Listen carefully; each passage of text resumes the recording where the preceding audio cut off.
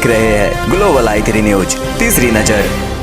नमस्कार, आप देख रहे हैं ग्लोबल i3 न्यूज। मेरा नाम है मनीष गुप्ता। रीवा जिला को मिली सबसे बड़ी सौगात, विधायक राजेंद्र शुक्ला के द्वारा और सांसद जनार्दन मिश्रा की रही अहम भूमिका। जल्द ही जुड़ेगा रीवा का रिश्ता सीधा महानगरों के साथ। सीएम ने दी सहमति। बहुत लंबे समय से बिंद क्षेत्र के लोगों को जिस घड़ी का इंतजार था, अब वो खत्म होने वाली है। पूर्व मंत्री रीवा विधायक राजेंद्र शुक्ल ने किया ऐलान। आइए सुनते हैं विधायक राजेंद्र शुक्ल की बात ग्लोबल i3 न्यूज के साथ।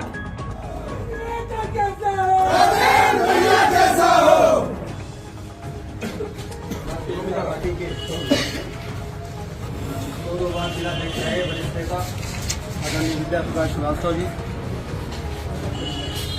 डुमरिया क्षेत्र के लोकप्रिय विधायक आदरणीय KP त्रिपाठी जी, युवा मोर्चा के जिलाध्यक्ष आदरणीय विकास मिश्रा जी, वरिष्ठ नेता आदरणीय चारी जी जो कार्यक्रम का संचालन कर रहे हैं, आदरणीय प्रबोध व्यास जी, आदरणीय वेंकटेश पांडे जी पूर्व प्रभारी महापौर और सभी उपस्थित महिला मोर्चा की हमारी बहनें और उपस्थित बंधुओं,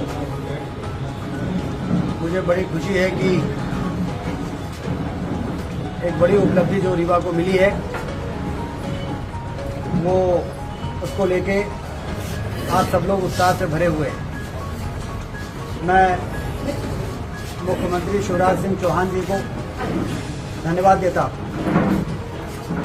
केंद्रीय मंत्री ज्योतिरादित्य सिंधिया जी को धन्यवाद देता हूं, जिन्होंने मध्य प्रदेश के होने के नाते केंद्रीय मंत्री बनने के बाद जब मैं उनसे मिला तो उन्होंने 50 करोड़ रुपए स्वीकृत करने में देर नहीं लगाई। और हमारे लोकप्रिय सांसद जनार्दन मिश्रा जी को भी धन्यवाद देता हूं, बधाई देता हूं।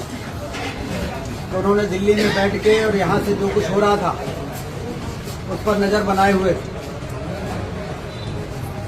और 30 तारीख को मुख्यमंत्री जी की सभा रीवा में जो हुई वो तो वरदान साबित हो गई, क्योंकि उसी में घोषणा कराई और रात में 8 बजे वहाँ भोपाल से लेटर दिल्ली गया और अगले दिन टेंडर लग गया। यदि वो लेटर उस दिन रात में नहीं जाता तो अगले दिन टेंडर नहीं लग पाता। तो अब रीवा उस उड़ान भरने के लिए तैयार हो गया है जिस उड़ान की हमारे जिले के नौजवानों को, हमारे जिले के नागरिकों को और बल्कि जिला ही नहीं पूरे विंध्य को जो इंतजार था, इस पिछड़ेपन का कलंक,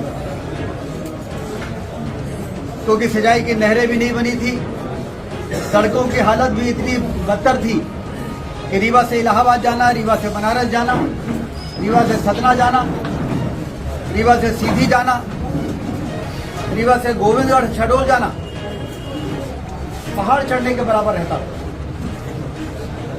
जबकि हमारे, मैं इसका श्रेय यदि किसी को देता हूं तो हमारे रीवा की और रीवा जिले की और विंध्य क्षेत्र की जनता को इसका श्रेय देता। इतनी दमदारी बढ़ गई है कि जब यहां से जाते हैं किसी प्रस्ताव को लेके, इतनी दमदारी बढ़ गई हम लोगों की, 8 में 8 सीटें जिताकर कि किसी भी प्रस्ताव को कोई मना नहीं करता है, क्योंकि उनको मालूम है कि सरकार विंध्य के दम पर है। इसलिए एक के बाद एक, दूसरे, तीसरे, चौथे, पांचवें जो भी काम है उस काम के लिए कल मैं दिल्ली में था। ये स्पोर्ट्स कॉम्प्लेक्स बन रहा है, उसके सिंथेटिक ट्रैक का 7 करोड़ का प्रस्ताव बहुत दिनों से पड़ा हुआ था, मंजूर नहीं हो रहा था। हमने कहा है कि ये रीवा में स्पोर्ट्स कॉम्प्लेक्स बन रहा है और 7 करोड़ का सिंथेटिक ट्रैक का प्रस्ताव मंजूर नहीं हुआ है। तो उन्होंने कहा कि चिंता मत करिए, इसको जल्दी से 10-15 दिन के अंदर मंजूर करके भेजते हैं।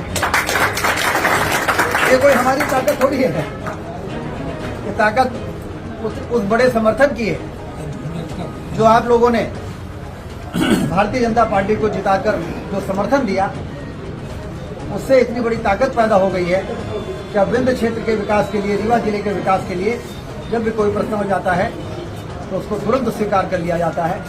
इसलिए मैं सभी को बहुत बहुत बधाई देता हूँ आप सबके माध्यम से। रीवा जिले की जनता को बधाई देता हूँ।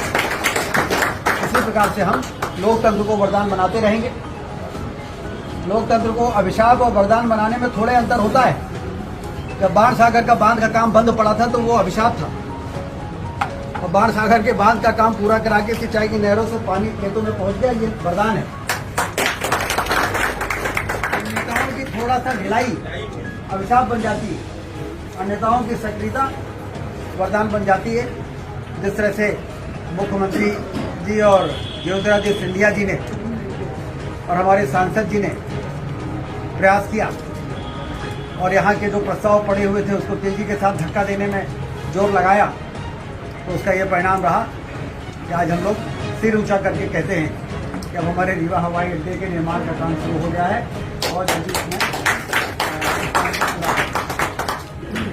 मैं सभी को बहुत धन्यवाद देता हूं कि आप सब ने मुझे बहुत श्रेय दिया और स्वागत किया, और मैं भी आपका को बधाई देता हूं इस उपलब्धि के लिए। बहुत बहुत धन्यवाद। रीवा के छोटे बड़े खबरों से अवगत रहने के लिए लगातार देखते रहे ग्लोबल i3 न्यूज।